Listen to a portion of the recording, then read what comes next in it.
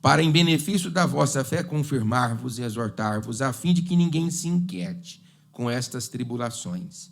Porque vós mesmos sabeis que estamos designados para Cristo, pois quando ainda estávamos convosco, predissemos que iríamos ser afligidos, o que de fato aconteceu e é do vosso conhecimento.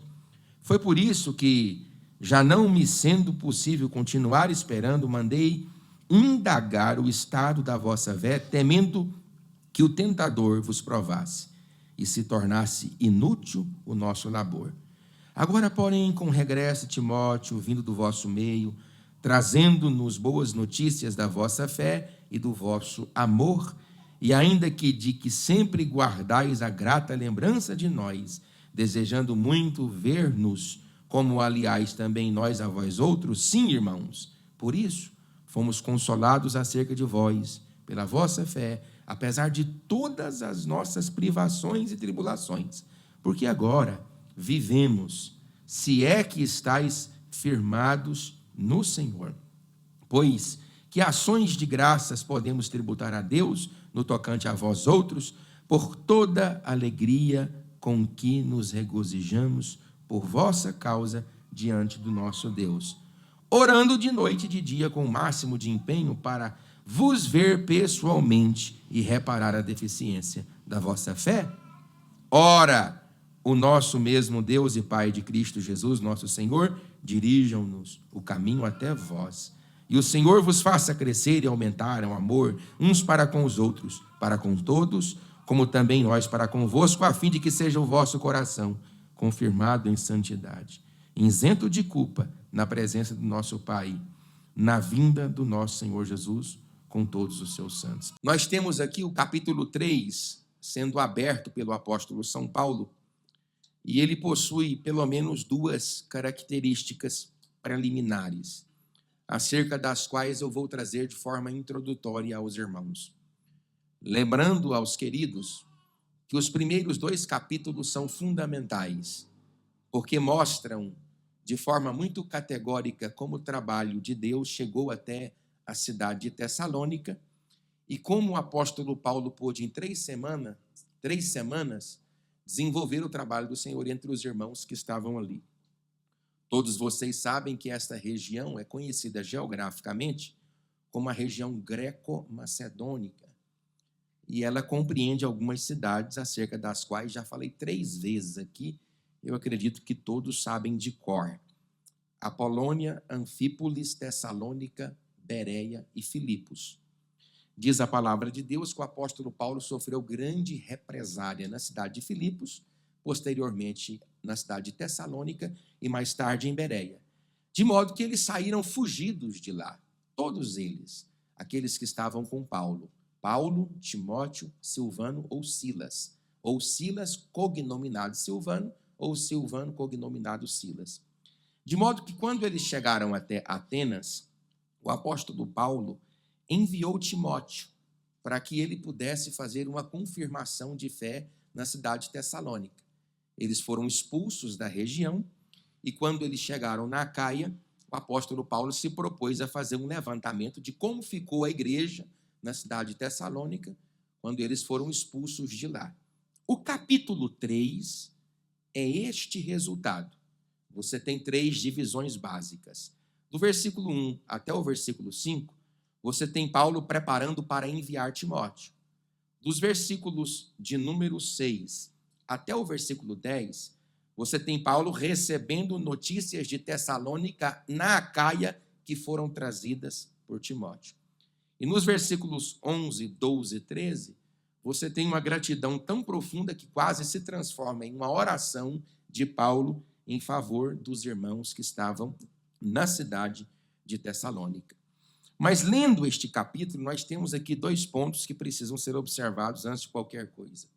Primeiro, o pastor é aquele que tem uma grande preocupação com o estado espiritual da igreja. Paulo poderia muito bem ter desenvolvido o seu ministério na região da Acaia, que, diga-se de passagem, ele empreende 18 meses do seu ministério ali, e deixado a desejar o trabalho em Tessalônica. Mas a preocupação com os irmãos que foram praticamente esparramados na cidade de Tessalônica, fez com que Paulo tomasse a medida de enviar um obreiro ali para poder confirmar os passos dos irmãos que haviam recebido o leite materno apenas por um período de 30 dias. Então, Paulo é um pastor que tem grande preocupação com a saúde espiritual da igreja, e ele prova isso em 2 sentidos. Primeiro, porque ele refuta os críticos e demonstra seu amor pela igreja. Os críticos, para descaracterizar a pregação de Paulo, eles descaracterizaram o apóstolo São Paulo. Porque dentro destas igrejas, nós tínhamos uma controvérsia chamada controvérsia judaizante, porque Paulo ministrava nas sinagogas. Então, para desmanchar a pregação de Paulo, eles desmanchavam a pessoa do apóstolo São Paulo. E um dos argumentos com os quais os judaizantes usavam para invalidar Paulo diante da igreja era dizendo o seguinte: Paulo não pertencia à escola apostólica de Jerusalém. Era um obreiro, aventureiro, e a sua mensagem não tinha validação no concílio de Jerusalém. Tanto é fato que este também foi um problema que aconteceu nas cidades de Listra, Icônio, Derbe, Antioquia da Psídia, motivos pelos quais a carta aos Gálatas foi escrita. Neste mesmo modo, esses irmãos estavam perturbando a igreja ali e dizendo que Paulo não tinha interesse nos irmãos em Tessalônica. Segunda coisa, Paulo não suportava o fato de ficar sem notícias da igreja e envia Timóteo de volta a Tessalônica. Porque eu falar que eu me preocupo com vocês e vocês falarem que se preocupa comigo é uma coisa. Agora, as minhas atitudes provar na vida a preocupação da minha boca é outra coisa. É igual o marido que diz amar a mulher, mas não age como quem ama. É igual a igreja que diz amar o seu pastor, mas não age como uma igreja que respeita, honra e ama o pastor. É igual um pastor que diz amar a igreja, mas maltrata, prejudica, fere a todo tempo a igreja. Então, a minha palavra deve ser casada com a minha vida e não pode haver divórcio entre conduta e palavra, entre piedade e querigma. Então, Paulo mostra que ele tem essa preocupação. E para provar isso, ele fica na Acaia abandonado e envia Timóteo para que ele pudesse confirmar essa fé. Em segundo lugar, o pastor é aquele que pensa mais no bem-estar das ovelhas do que propriamente no seu bem-estar. Porque a palavra que Paulo usou aí quando ele fala, eu fiquei sozinho, no capítulo 3, no versículo 1, na parte B, daqui a pouco a gente vai lá, eu prefiro ficar abandonado, desde que alguém possa acompanhá-los. Todos vocês sabem que Timóteo era o filho na fé de Paulo e era o seu companheiro fiel, o seu escudeiro. Mas Paulo diz, eu prefiro ficar abandonado, que a palavra não é sozinho. A palavra sozinho é um empréstimo, é uma cognominação muito bem romântica. Mas Paulo está dizendo no original, eu estou abandonado aqui para que vocês sejam confortados. Pastor, o que Paulo fala para a igreja dos versículos 1 até o versículo 5, quando ele está preparando para enviar Timóteo? A primeira coisa que você tem que entender, querido evangelista Charles, era quem era Timóteo. Porque Paulo está enviando alguém, enviando um obreiro. Então, quem é que Paulo está enviando? A primeira coisa que é curiosa aqui, pelo que não podendo suportar mais o cuidado por vós, pareceu-nos bem ficar sozinhos. A palavra sozinho aqui, no original, é abandonados em Atenas. E enviamos o nosso irmão Timóteo. Eu vou contar até 3 e você repete nosso irmão Timóteo. 1, 2, 3. Nosso irmão Timóteo. De novo, 1, 2, 3. Nosso irmão Timóteo. Então, a primeira categoria, primeiro adjetivo de Timóteo é que ele era cristão, ele era crente. É interessante que Paulo não especifica o postulado ministerial de Timóteo. Paulo diz, eu estou mandando para vocês um irmão, um obreiro que é crente. Porque deixa eu dizer para você uma coisa, meu irmão querido. Você pode até ir para o inferno sendo um obreiro, sendo um presbítero, sendo um evangelista, sendo um pastor, mas você não vai para o inferno sendo um irmão. Ninguém vai para o inferno sendo cristão. As pessoas podem até ir para o inferno no desenvolvimento do ministério, porque muitos de nós desenvolvemos o ministério para Deus sem nunca conhecermos a Deus. Estar com Deus é mais importante do que trabalhar para Deus. Trabalhar para Deus é secundário, é subjetivo. Estar com Deus é primordial. Estar diante de Deus para fazer a sua obra é mais importante do que fazer a sua obra. Paulo está dizendo, antes de enviar para vocês um obreiro, um missionário, eu estou enviando um crente. Um obreiro que não é obreiro, um obreiro que é crente. E como é importante a pessoa ser cristã. Você enxerga a cristandade na pessoa. Eu lembro que eu contei para vocês aqui sobre Sadhu Sundar Singh. Ele bateu na porta de uma senhora lá no Tibete, e a empregada da senhora foi atender a porta, olhou para ele e disse, eu quero falar com a sua patroa. Ela está.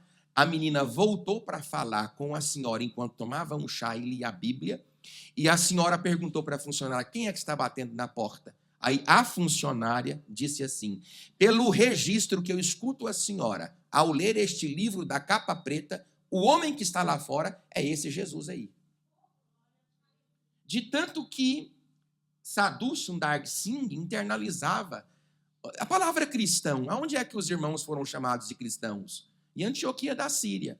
Existem duas Antioquias na Bíblia. A Antioquia da Síria, que era a capital meridional do Império Romano e que dominava especificamente a Judéia nos dias de Jesus, e a Antioquia da Psídia, que era uma região que foi incorporada ao Império Romano em 25 a.C. e que compreendia outras cidades, Listra, Icônio e Derbe, que era a Antioquia da Psídia. Existem duas, mas lá em Antioquia da Síria, eles começavam a ver as pessoas andando na rua, as que eram seguidoras de Cristo, e diziam, estes aí são cristãos. Sabe o que significa cristão? Pequeno Cristo. Aí você veste como um pequeno Cristo? Você anda como um pequeno Cristo? Você fala como um pequeno Cristo? Você se comporta como um pequeno Cristo? Quando você dialoga com o seu namorado, com o seu noivo, é um pequeno Cristo conversando? Lembra do livro de Charles Swindoll? Em seus passos, o que faria Jesus? Jesus se assentaria onde você se assenta? Tocaria onde você toca? Comeria do que você está comendo? Beberia do que você está bebendo? Ele participaria dos núcleos aonde você participa? Que tipo de Cristo você é? Isso é uma pergunta a se fazer. Paulo está dizendo, eu estou mandando para ir, não obreiro não, estou mandando um crente. Diga glória a Deus, igreja. Segundo lugar, eu estou mandando aí para vocês um ministro. E é interessante que a palavra, pastor Silvio, ministro na Bíblia, ela não tem a conotação que tem para nós.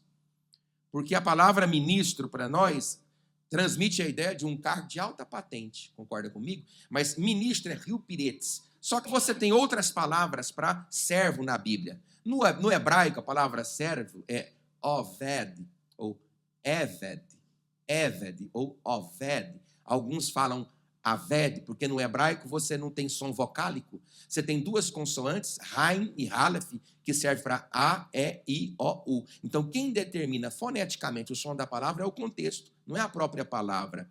Mas aqui, no universo grego, é mais simples. Você tem a palavra doulos, que significa servo.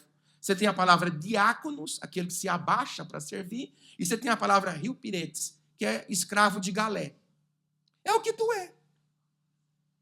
É o que tu é. É o que eu sou. É o que todos nós somos. Ou a proposta bíblica para aquilo que nós deveríamos ser. Ou um escravo de galé, ou um servo, ou um diácono.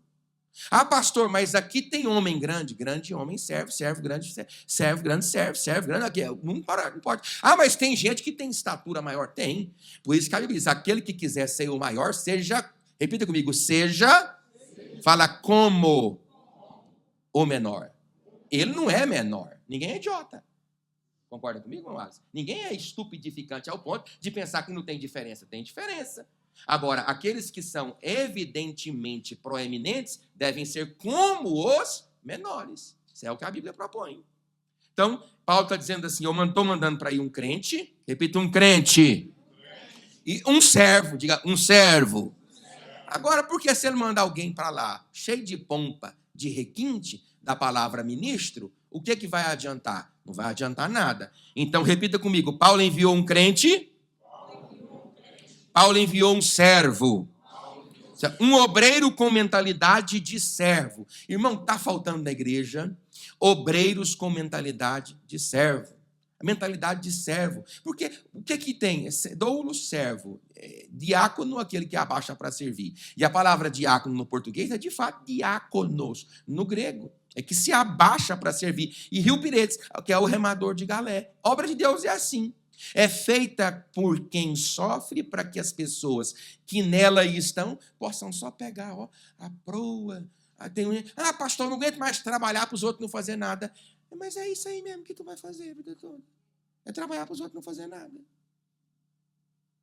Quem é que te enganou? Me fala qual foi o abestalhado fora de mim que lhe enganou. Qual foi o outro pastor que disse para você que você iria só, igual o Titanic, né? Aqui, não, meu filho, ela é embaixo, remando, para os outros pegar a brisa lá em cima. A obra de Deus é assim. Então eu não quero, não. Então volta para o meio do navio e deixa os verdadeiros servos de Deus trabalhar. Agora tem um negócio. No dia que a trombeta tocar, aí você vai ver quem vai pegar o vento da proa e quem não vai. Diga graças a Deus. Dá um grito de glória. O povo lá da casa vê, não tem gente lá, não é só aquele barrigudo, não tem mais gente lá. Então Paulo enviou um irmão, Paulo enviou um ministro, Paulo enviou um motivador. Coisa boa é um obreiro animado. Eita, pancada de dar em demônio. Coisa boa é um obreiro animado. Um obreiro batuta, pancada de dar em doido. Olha o que Paulo está falando. Pelo que não podemos suportar mais o cuidado por vós, pareceu-nos bem ficar abandonados em Atenas e enviamos o nosso irmão Timóteo, ministro de Deus. Quando o cargo vem depois da pessoa. A pessoa é mais importante que o cargo. No evangelho de Cristo, para que em benefício da vossa fé, confirmar-vos. Repita a palavra confirmar-vos no 3. 1, 2, 3. De novo, 1, 2, 3. Confirmar-vos. O que é esse obreiro? É um obreiro motivado. Um obreiro motivador. Sabe qual é o contexto dessa palavra? Porque olha o contexto aqui, presbítero Alves, presbítero Leonardo. Olha aqui, pastor Efigênio, confirmar-vos e exortar-vos, a fim de que ninguém se inquiete com estas tribulações. Está o povo lá passando um sufoco da penúria, aí chega alguém. Já pensou se ele chega, igual aquele obreiro que eu tinha? Eu falei lá, né? Aquele obreiro que eu tinha no Nordeste. Onde é que eu falei isso? Eu falei, né? Ele disse, pastor, eu não sou nem pessimista e nem otimista. Digo, o que você é de acho? Falei para ele. Eu sou realista. E desde quando Deus trabalha com realidades? Desde quando Deus trabalha com realidades? E aonde é que você leu na Bíblia que Deus trabalha com realidades palpáveis, tangíveis? Deus trabalha com doido. Deus trabalha com gente que os parafusos já folgou tudo da cabeça. Porque as coisas da Bíblia só acredita, irmão, 2 categorias de pessoa. Só quem é doido ou crente. Quem é crente aqui, diga glória a Deus. Quem é doido também pode glorificar Deus, não tem problema nenhum. É assim. Se Deus trabalha. Quando eu chegar no céu, eu nem Gideão quero ver. Eu já falei, não já, Efigênio? Eu não quero ver Gideão. Eu quero ver os 300 doidos, porque eu tenho certeza que se estivesse aqui hoje, estava tudinho tomando gardenal. Olha, ele despachou mais de 30 mil soldados. Ficou com ele 300, né? Aí a gente canta, as 300 combozinhos, 300. E aí cantar é bonito. Eu quero ver se aqui dessa igreja, eu não sei nem se eu era um deles. Porque eu vou enfrentar um exército de mais de 100 mil homens. E aí ele vai me dar arma, panela e fósforo. Pelo amor de Deus, irmão. Eu quero ver esses homens. Esses homens são os heróis da fé. Porque quando Deus fala com Gideão sobre o projeto, Deus não fala para os 300 o projeto que tinha falado para Gideão. Senão, meu amigo, o negócio era terrível. E eu vou pegar um adendo aqui, vou falar para ti, pare de brincar com Deus, ficar fazendo prova, viu? Pare, porque da mesmo jeito que olha aqui o lã. Tira o lã, cara. E Deus, não, Gideão, faz. Beleza, faz. Agora é hora de eu começar a provar se tu tem a mesma fé que você precisou exercer em mim a partir de prova de lã e de água.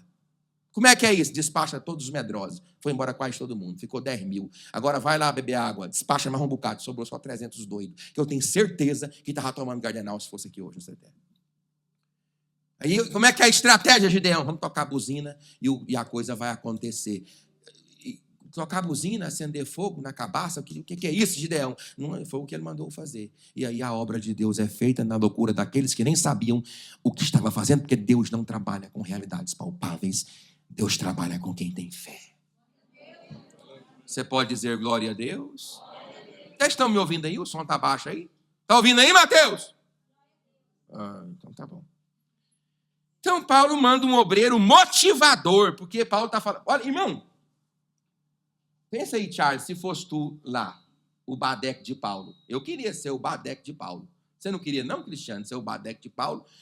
Paulo está falando assim, irmão, eu vejo as coisas, Efigênio. Eu vejo assim, eu vejo a cena. Os meus pés até se empoeiram com as poeiras da Greco-Macedônia. Eu vejo Paulo falando assim, Timóteo, quando tu chegar lá, vai estar um saruê tão grande, mas tu levanta a tua cabeça.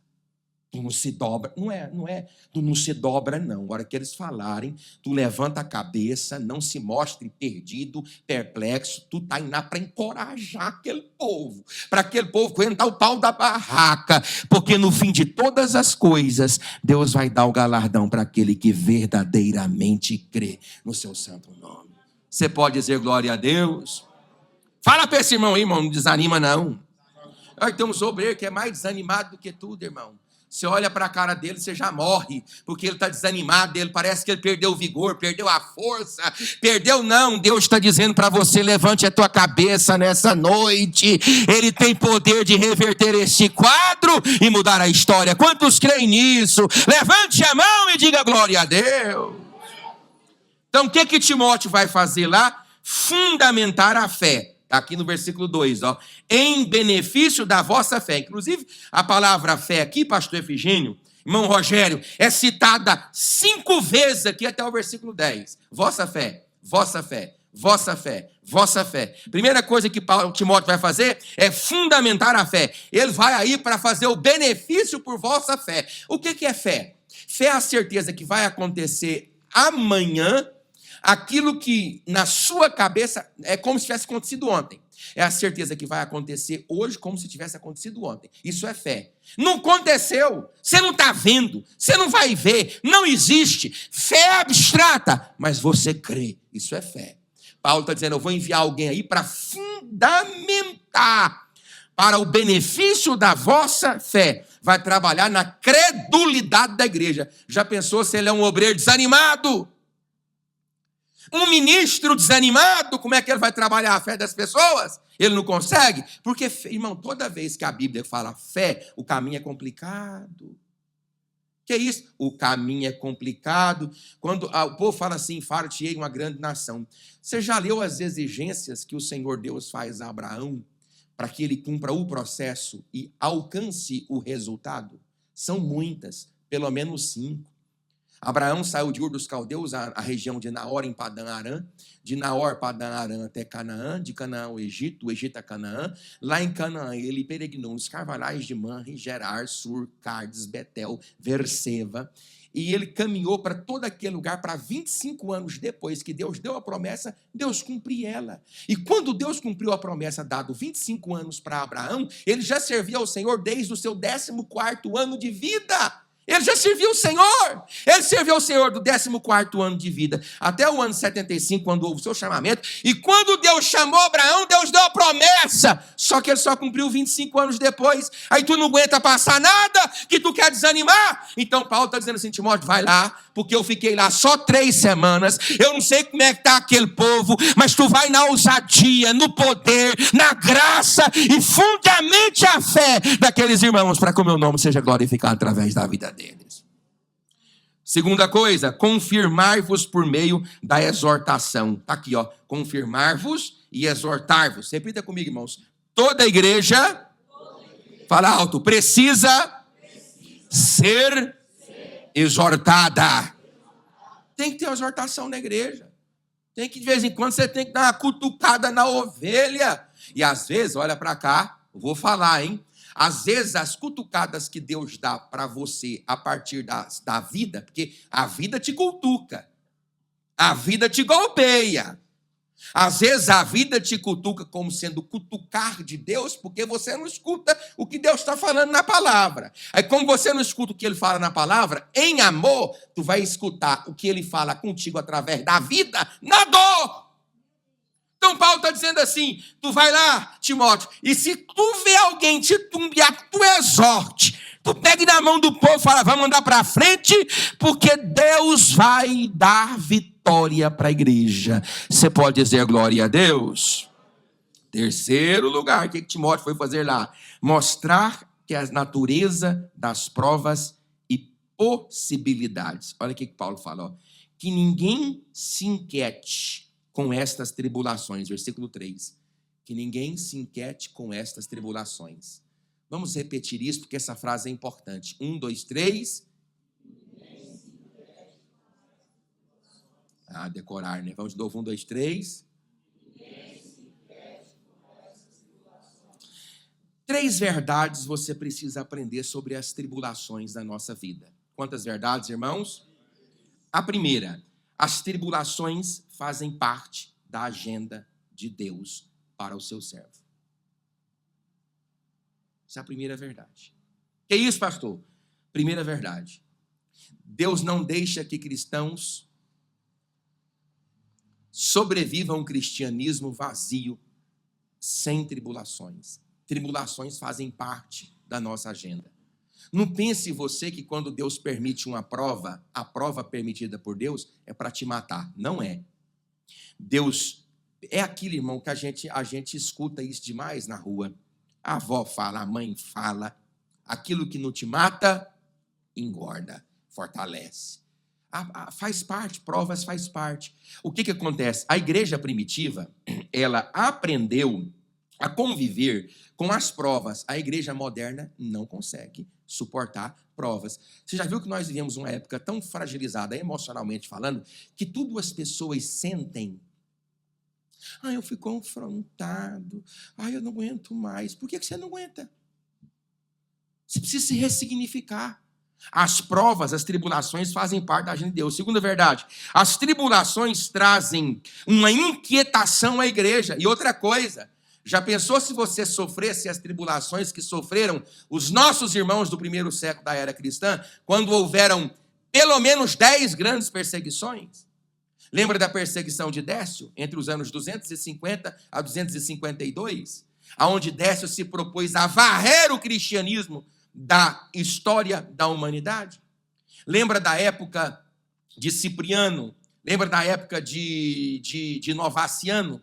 Nessa época de Décio? Lembra lá em Diocleciano, em 303? Antes do concílio de Milão, antes de que Constantino promulgou o edito de Milão? Você lembra disso? A perseguição que havia contra a igreja, sabe o que ele quis, Diocleciano? Ele quis acabar com a força da igreja. Sabe o que ele descobriu? A força da igreja era a palavra. Ele mandou queimar todas as Bíblias, todos os achados, todos os pergaminhos. Sabe para que ele fez isso? Para matar a força da igreja. E eles não conseguiram matar. Aí Tertuliano trouxe aquela frase que todo mundo aqui da igreja conhece. O sangue dos mártires é a semente da igreja. Quanto mais homens fiéis tombam nesta terra, mais Deus levanta um exército de homens e de mulheres cheios do poder do Espírito Santo. Você sabe o que era negar a Deus naquela época? Negar a Jesus? Era só fazer um aceno para o imperador. Um aceno de mão para o imperador. Acende um incenso, o soldado entra na minha casa, pega a minha esposa, minhas mulheres, fala assim: se vocês não negarem a Cristo, vai morrer todo mundo no fio da espada. Todo mundo no fio da espada. E aí, o que a gente tem que fazer? Aí um soldado romano acende um incenso, desses aí que você compra nessas lojas aí que vende coisa esotérica, e diz: faz só um aceno para o imperador e está resolvido o problema. Era só isso, negar a Cristo. Meu Deus, se fosse acontecer isso hoje, menino negava no atacado. É só isso. Tá negado. Senhor, me perdoa porque eu te neguei. Esse povo que negava a Cristo dessa forminha que eu estou falando aqui, você está achando que eles voltavam na igreja de novo? Os diáconos não deixavam entrar, não. Eu falei isso aqui na internet, eu soltei um vídeo desse aqui, que desviados não podiam voltar, quase que eles me lincharam. E se eles pudessem sair com a mão, igual naqueles tinham dentro do meu celular, eles me estrangulavam enquanto eu estivesse acessando para poder responder. Você está pensando que o evangelho foi brincadeira, igual é brincadeira hoje o tempo todo? Não, mas a Bíblia sempre mostrou. Nós, os pastores, é que escondemos de vocês a realidade. Aí entra um tanto de gente para cá pensando que aqui sempre será um mar de rosa. É um mar de rosa, sim. É um mar de graça, sim. É um mar de glória, sim. Mas também tem espinho, sim. Tem problema, sim. Tem tribulação, sim. Mas tem a glória de Cristo me ajudando a suportar a cruz do Calvário. E o nome de Jesus é glorificado na minha vida. Você pode dizer glória a Deus? Quarta coisa que Paulo foi fazer lá, procurar levar, Timóteo, procurar levar a Paulo a informação de como estaria a fé dos irmãos. Aí está aqui, versículo 5. Mandei indagar o estado da vossa fé. Paulo pensa, olha irmão, pensa se é você que sai de casa, sabe aqueles filmes, tem um filme aí, aquele filme de terremoto, sabe? Você sai de casa agoniado, e aí fica para trás cachorro, fica para trás menino, e aí você fica agoniado, aí aquele menino ou aquele cachorro, sei lá o que, eu estou fazendo um filme aqui para você entender. Aí ele soma, e lá no fim do filme você encontra com ele, você chora, e aí... Paulo está desse jeito, eu vou sair de lá cuspido, me arrancar de lá de todo jeito, eu não sei o que aconteceu, Timóteo, nós fomos expulsos da cidade, volta lá, para ver se tem alguém ainda que defende a bandeira do evangelho. Quando Timóteo volta lá, para a sua surpresa, tinha uma igreja cheia do poder do Espírito Santo de Deus. Você pode dizer glória a Deus? Pastor, então já que Paulo mandou Timóteo, como foi a notícia quando Paulo recebeu Timóteo de volta? Ele encontrou uma igreja com 3 características. Agora, porém, com o regresso de Timóteo, repita, regresso de Timóteo no 3. 1, 2, 3. Está entendendo como é que funcionam as epístolas?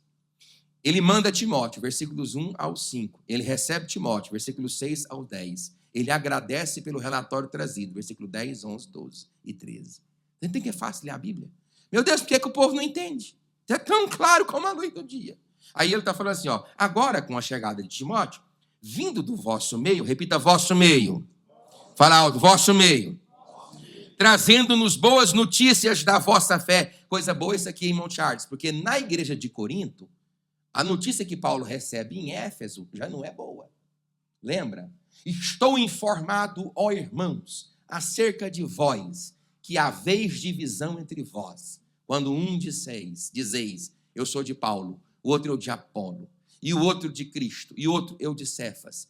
Você lembra? Notícia ruim. Igreja só... Sabe aquele pastor que apacenta uma igreja e ele só tem memórias traumatizantes daquela igreja? Lembra quando Paulo escreveu para a igreja de Corinto, na segunda epístola? Ele disse assim, olha, estando entre vós, repita comigo, irmãos, a igreja de Corinto, fala alto, era rica. Agora olha o que Paulo diz, estando entre vós, vírgula, e passando privações, fui socorrido pelos irmãos de Filipenses, que eram mais pobres do que eles. E por conta disso, de eu ter passado privação entre vós, eu vos considero, olha o que Paulo falou para a igreja, inferior a todas as outras igrejas que eu estabeleci. Ele escreveu quando ele estava na Ásia Menor.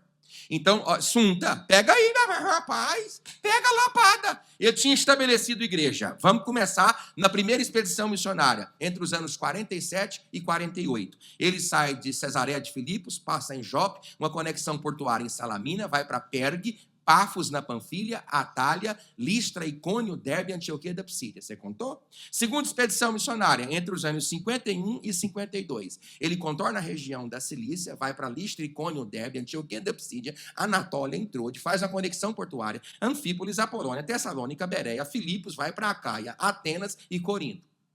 Contou? Vamos para a terceira, ele chega lá de novo em Troade, na região anatolina, desce para a Ásia Menor, funda diversas igrejas ali. As mais implicantes descobertas históricas afirmam que na Ásia Menor, 4 milhões de pessoas, no primeiro século da era cristã, tinham escutado falar sobre o nome de Paulo e o nome de Cristo.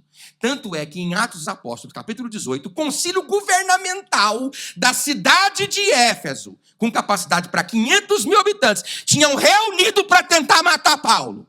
Porque ele estava quebrando a estrutura financeira da cidade, que girava em torno dos nichos que eram vendidos em Diana. Sabe quantos metros tinha o templo da deusa Diana? 115 colunas de mármore do Egito, com mais de 25 metros de altura, com capacidade para mais de 100 mil espectadores. Não tinha mais ninguém lá dentro, porque Paulo estava pregando o poder do evangelho. Aí Paulo está falando assim, diante de todo esse trabalho que eu fiz, vocês são a pior igreja. É pesado, não é não? Notícia ruim. Igreja que só dá notícia ruim. Mas olha, Olha, trazendo, vamos ler alto, irmão, repita comigo, trazendo-nos boas notícias da vossa fé, do vosso amor, e que ainda guardais grata lembrança de nós. Oh, glória. Isso é 3 coisas. Isso aí, irmão, é tão facinho a Bíblia, não é? 3 coisas que ele diz. Primeiro, eu tenho boa notícia da vossa fé, boa notícia do vosso amor, e eu tenho boa notícia de que vocês, ao lembrar de nós, são agradecidos.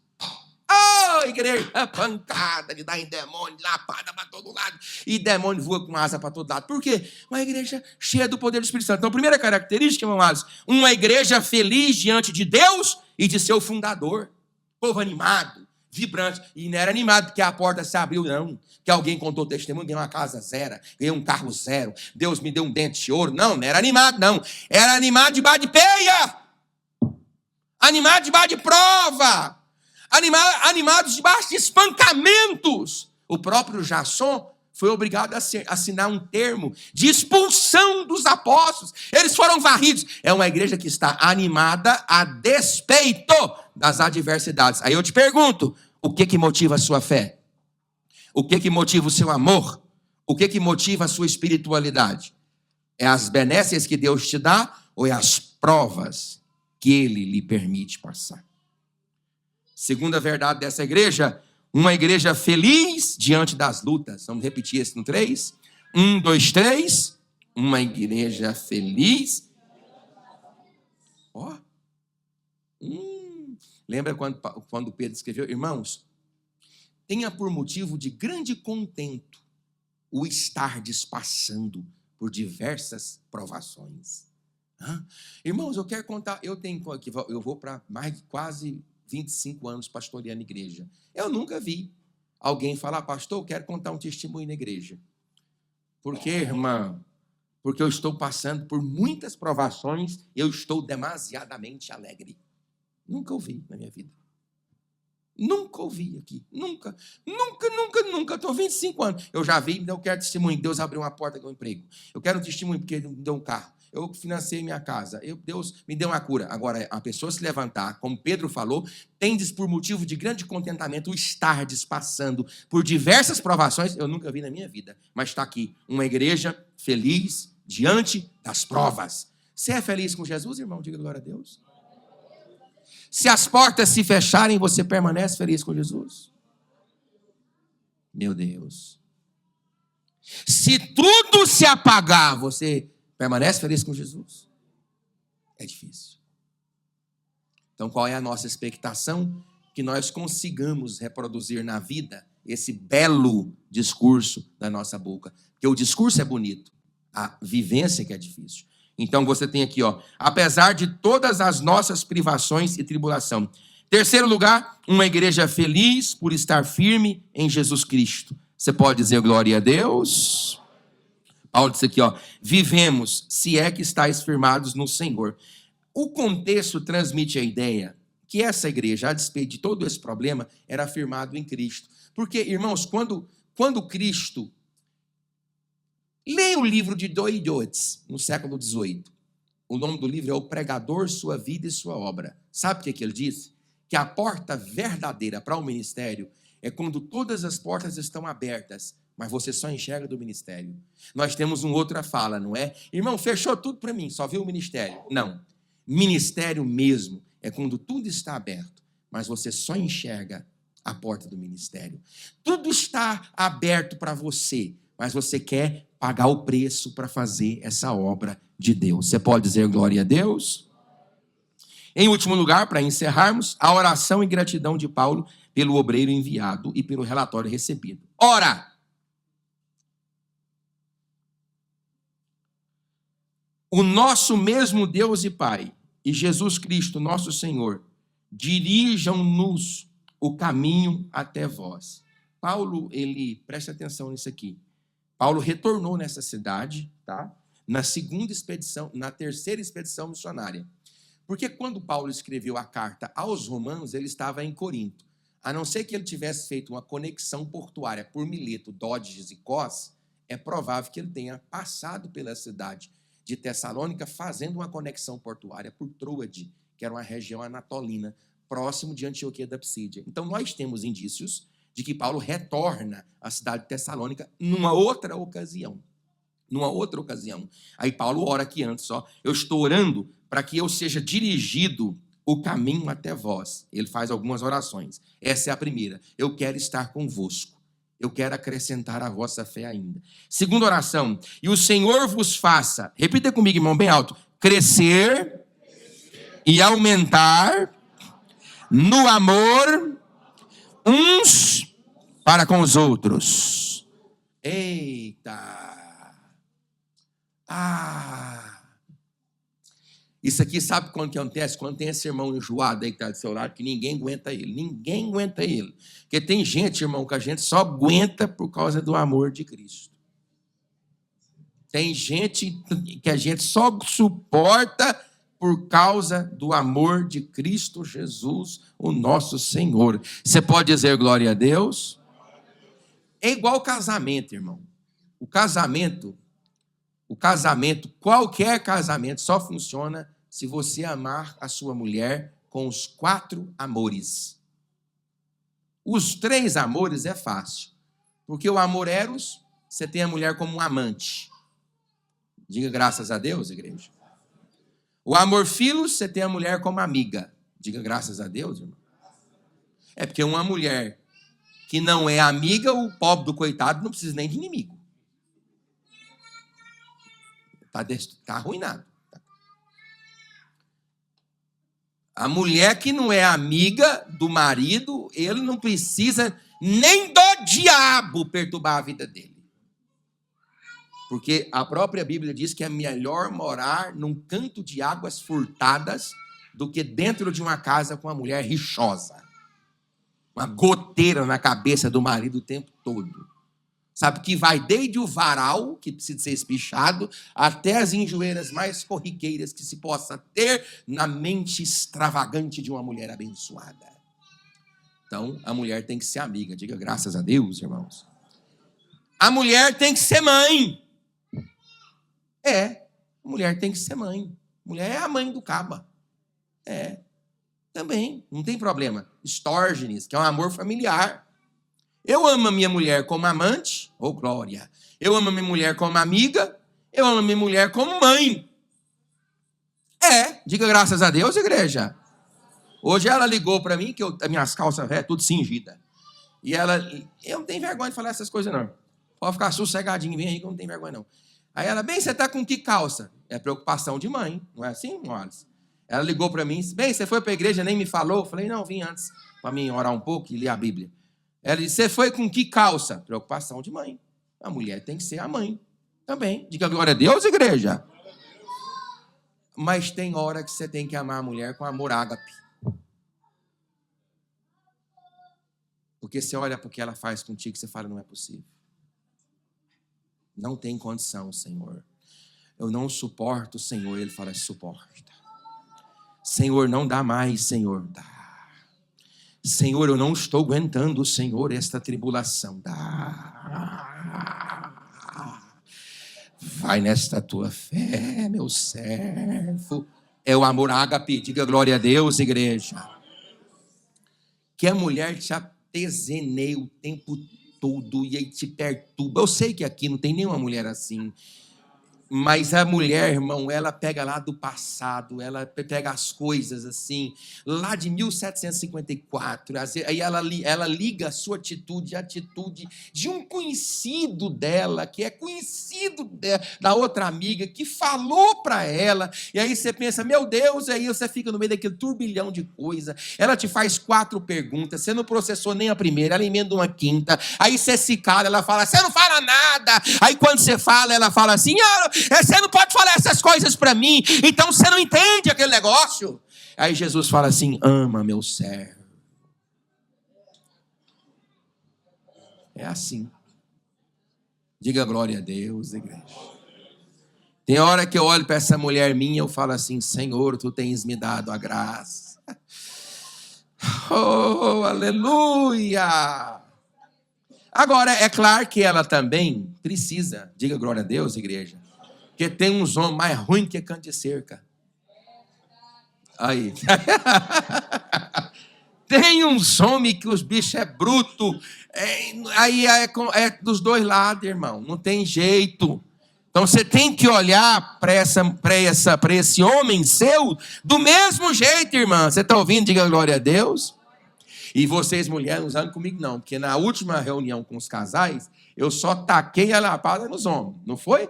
Foi só nos homens. E o Rogério disse que está esperando a volta, que é na próxima reunião. Você tem que amar nos 4 amores. Você pode dizer glória a Deus? Então, para mim terminar isso aqui, então Paulo está orando para que o amor dos irmãos aumente uns para com os outros e para com todos, como também para nós e convosco, a fim de que seja o vosso coração, repita comigo alto, para terminar, confirmado em santidade, isento de culpa, na presença de Deus. Então, Paulo está orando para estes 4 fatores para a igreja, o último é esse aqui, para que o coração deles sejam confirmados em santidade. Lembrando que essa palavra santidade é um empréstimo muito forçado, porque santidade é um estado, santificação é um processo. Nós nunca atingiremos aqui na terra esse estado de perfeição, mas nós sempre nos submeteremos, por meio da purificação da palavra, ao processo de santificação. Paulo está dizendo assim, eu estou orando a Deus para que Deus vos ajude, para que Deus vos acrescente, para que Deus vos guarde, para que vocês sejam acrescentados em santidade. Essa é a nossa oração pelo poder da glória e do nome de Jesus. E a igreja diga...